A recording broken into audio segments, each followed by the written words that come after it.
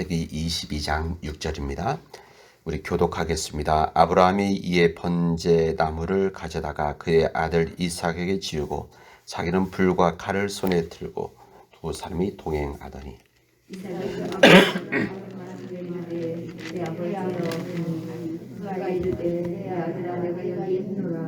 이삭이 이르되 불과 나무는 이거나오나 번제할 어린 양은 어디나이까. 아브라함이 이르되 내 아들아 번제할 어린 양은 하나님이 자기를 위하여 친히 준비하시리라 하고 두 사람이 함께 나아가서 하나님이 그에게 들려주시되 이른지라 이에 아브라함이 그곳에 제단을 쌓고 나무를 벌려놓고 그의 아들 이삭을 결박하여 제단 나무 위에 놓고 손을 내밀어 칼을 잡고 그 아들을 잡으려 하니 여호와의 사자가 하늘에서부터 그를 불러 이르시되 아브라함아 아브라함아 하시는지라 아브라함이 이르되 내가 여기 있나이다 하매 사자가 이르시되 그 아이에게 내 손을 대지 말라 그에게 아무 일도 하지 말라 내가 내 아들 내 독자까지도 내게 아끼지 아니하였으니 내가 이제야 내가 하나님을 경외하는 줄을 아노라.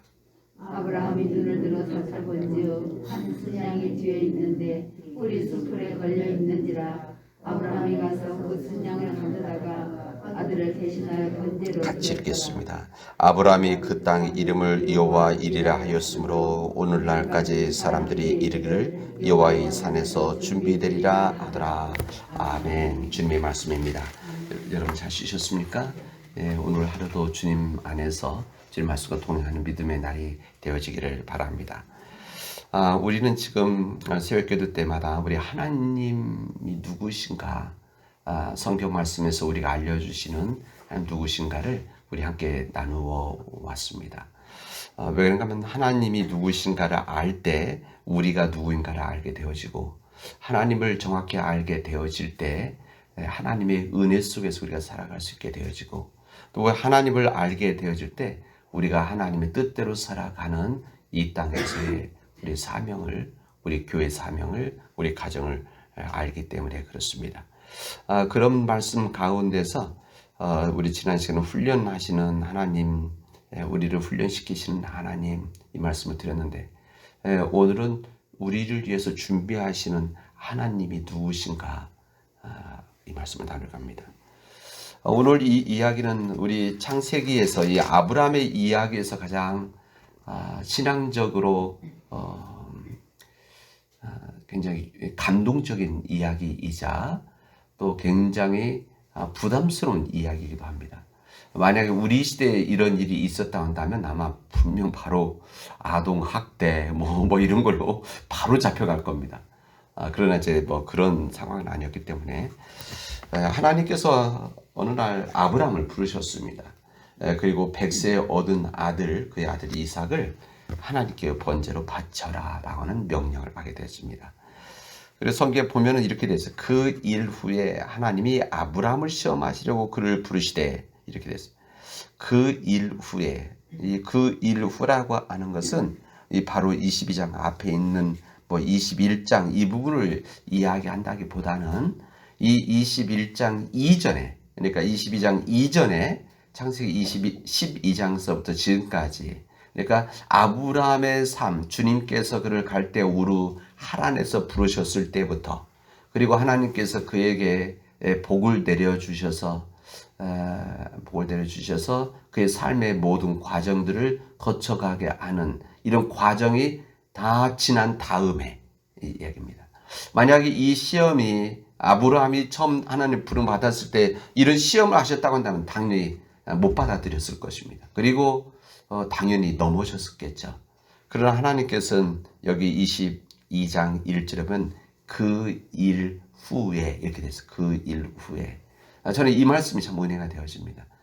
그 일 후에 이 모든 아브라함의 인생, 믿음, 삶, 가족 이 모든 것들을 다 거친 다음 후에 그때 이제 하나님께서 아브라함을 시험하시려고 하셨다 이렇게 말합니다.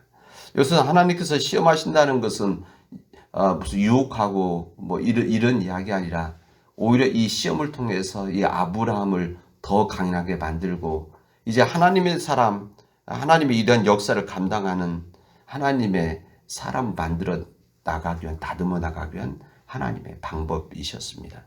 왜 그런가 하면 이 아브라함을 통해서 하나님 위대한 역사를 만들어 가시려고 하는 하나님의 뜻이 있으셨기 때문에 그렇습니다.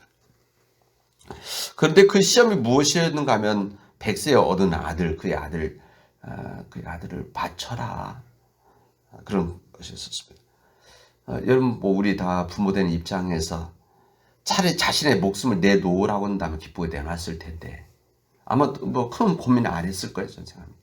이 정도 이 아브라함의 신앙적인 과정들, 지금까지 다듬어진 것을 보면, 자신의 목숨을 내놓으라고 한다면 아마 이 아브라함은 주저없이 감사합니다 하고 내놓을 수 있었을 텐데, 근데 자신의 목숨보다도 더 귀한 아들의 목숨을 내놓으라고 하니까, 그래서 이 아브라함에게는 큰 시험이 되었던 것이고 고민이 되었을 것입니다.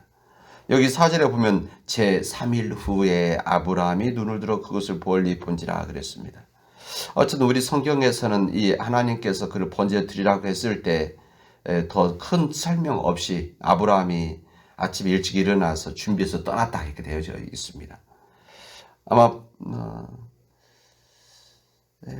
그 전날 이 이삭의 엄마하고 얼마나 많은 고민을 했겠습니까? 성경에는 자세히는 안 나오는데 부인에게 아니면 이삭의 엄마에게 이야기했다 안 했다 나오는데 저는 아마 이야기했을 것이라 생각이 되어져요. 그리고 밤새 잠 못 자고 고통스러워하지 않았을까? 그러니까 하나님께서 아들을 바치라, 예스 하고 나서 그냥 간 것이 아니라 아마 그날 밤에 무척이나 많은 번민했었을 것이다. 만약에 말을 하지 않았다고 한다면, 부인에게 하지 않았다고 한다면, 사라에게 말을 하지 않았다고 한다면 아마 혼자 번민했었을 것이다. 그리고 사흘을 제3일에 사흘 동안을 걸어가게 되어집니다. 이 사흘 동안이 참으로 힘든 시간, 힘든 번민의 시간이었을 것이다 생각이 되어집니다. 아마 수많은 생각했겠죠. 다시 돌아갈까? 이 아들 내가 이렇게 잡을 수가 없는데, 이 큰 아들을 내가 잡을 수 없는, 어떻게 해야 되는 아들인데, 아마 사흘 동안 아마 이 번민과 고통의 길을 걸어갔을 것이다. 제가 언제 전에 한번 설교를 여기 제3일에 아니면 또 제4흘 동안 이렇게 해서 설교한 적이 있습니다. 우리 믿음의 사람들이 이 사흘 동안 걸어가는 이 아브라함의 이 고민 같은 사람들이 아닙니까? 끊임없이 그런 거죠. 하여튼 이 아들을 바치라고 해서 실로 불가능한 명령처럼 보였습니다. 그러나 아브라함은 여기에 대해서 한마디도 이의를 제기치 않고 순종하였다고 했습니다. 왜 그랬느냐? 하나님을 믿었기 때문에 그렇습니다. 하나님께서 약속하신 가나안 땅을 그의 자식에게 주실 것이라는 것을 아브라함은 믿고 있었고, 믿음이죠. 또 설령 죽는 경우가 있다 하더라도 당신 자신의 약속을 위해서 죽은 자 가운데서 반드시 다시 살리실 것을 굳게 믿었기 때문에 그랬습니다. 그래서 우리 보통 부활 신앙이라고 하는 것은 예수님 때부터 이렇게 생각하는데, 저는 우리 성경에서 첫 번째 이 부활 신앙의 시작은 이 아브라함이라고 저는 생각합니다. 그리고 아브라함 실제 하나님께서 이런 역사 가운데 죽는다고 하더라도 다시 살리실 것을 믿었을 것이다. 믿었다. 이렇게 감히 말합니다. 여러분, 이미 이 아브라함은 이런 하나님의 역사를, 전능하신 하나님, 불가능 없인 하나님을 벌써 체험했기 때문에 그렇습니다. 이 아브라함이 아들 이삭을 얻은 것도 이게 불가능한 상황 속에서 얻은 아들 아닙니까? 인간의 합리적인 생각이나 아니면 그 당시 삶 속에서는 이 아브라함과 사라 다 이미 자식에 대한 기대가 끊어졌을 때, 그때 하나님께서 이 불가능한 가운데서 하나님 역사하는 것을 그는 보았던 것입니다. 그래서 자신의 아들이 죽는다고 하더라도 반드시 다시 살리실 것이다. 이것을 그는 믿었습니다. 이와 같은 믿음으로 아브라함이 하나님께 명령하신 모리아 산으로 가서 이삭을 하나님께로 번제로 바치려 합니다. 여기 잡는다 그러죠. 성경에는 그렇게 말합니다. 그때 하나님께서는 아브라함 믿었던 대로 이삭을 살려주게 되어집니다. 죽은 후에 살린 것이 아니라 죽기 전에 살리셨죠. 그리고 이곳에 이삭 대신에 하나님께 번제를 바칠 제물인 양이 이미 준비되어 있었다는 것을 알려주게 되어집니다. 그때 아브라함이 행하였던 고백이 다음과 같이 13절에서 이렇게 이야기합니다. 아브라함이 눈을 들어 살펴본 즉 한 수양이 뒤에 있는데 뿔이 수풀에 걸렸는지라 아브라함이 가서 그 수양을 가져다가 아들을 대신하여 번제로 드렸더라.